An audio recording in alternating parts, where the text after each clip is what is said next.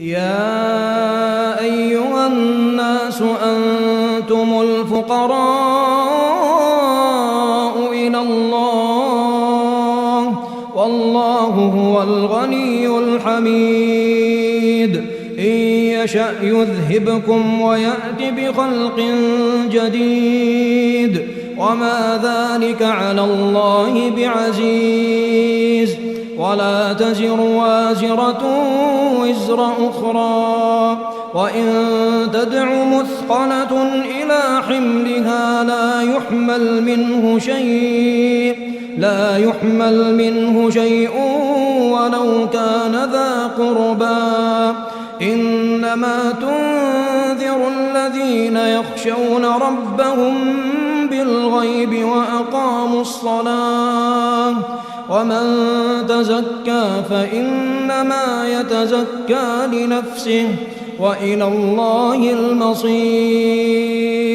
وما يستوي الأعمى والبصير ولا الظلمات ولا النور ولا الظل ولا الحرور وما يستوي الأحياء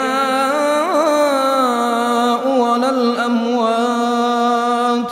إن الله يسمع من يشاء وما أنت بمسمع من في القبور إن أنت إلا نذير إنا أرسلناك بالحق بشيرا ونذيرا وإن من أمة إلا خلا فيها نذير وإن يكذبوك فقد كذب الذين من قبلهم جاءتهم رسلهم بالبينات وبالزبر وبالكتاب المنير ثم أخذت الذين كفروا فكيف كان نكير